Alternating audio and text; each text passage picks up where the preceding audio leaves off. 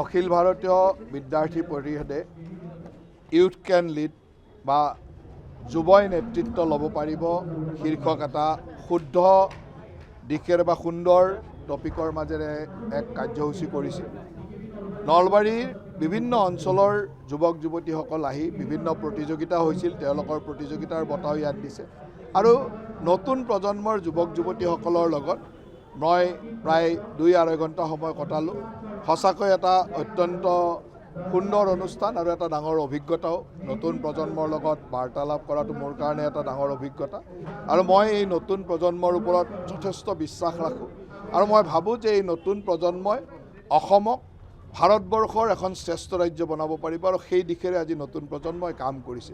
মাত্ৰ আমি তাৰ পৰিৱেশ দিব লাগে, আমি তাৰ মাৰ্গদৰ্শন বা দিশ নিৰ্দেশনা দেখুৱাব লাগে আৰু অসমৰ মাননীয় মুখ্যমন্ত্ৰী ডাঙৰীয়াৰ নেতৃত্বত আজি সেই দিশেৰে খুব সুন্দৰভাৱে কাম হৈ আছে।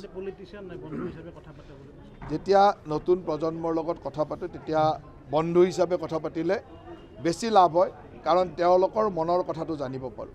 আজি মই এজন ৰাজনীতিবিদ হিচাপে যেতিয়া কিবা সিদ্ধান্ত ল'ব লাগিব, মই নতুন প্ৰজন্মৰ আশা আকাংক্ষা, নতুন প্ৰজন্মৰ মনৰ কথা বুজি সিদ্ধান্ত লাগিব আৰু মই ভাবোঁ যে সেইকাৰণে বন্ধু হিচাপে কথা পাতিলে তেওঁলোকৰ মনৰ কথাবিলাক বুজিব পাৰি।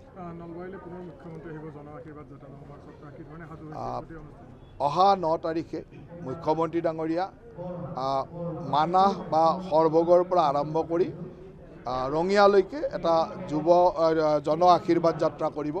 এই জন আশীৰ্বাদ যাত্ৰাৰ ইতিমধ্যে প্ৰস্তুতি আৰম্ভ হৈছে, কিন্তু এতিয়ালৈকে আমি একেবাৰে কি ধৰণে যাত্ৰাটো কেনেকৈ হ'ব, কি হয়, এই কথাখিনি সঠিক হৈ অহা নাই। যেতিয়া আহিব তেতিয়া আপোনালোকক জনাম।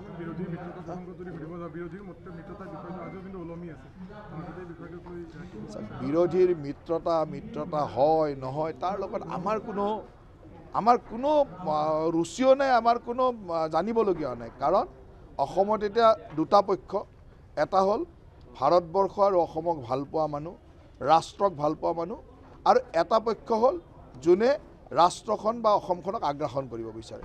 তাৰ আগ্ৰাসন কৰাবিলাকৰ মাজত বিৰোধী লগ হৈ আহে, ভাগ হৈ আহে।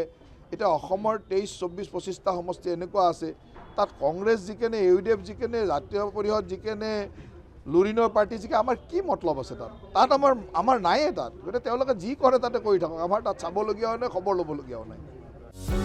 যিকোনো খবৰৰ বাবে যোগাযোগ কৰক আমাৰ এই নম্বৰত 9181 307 221।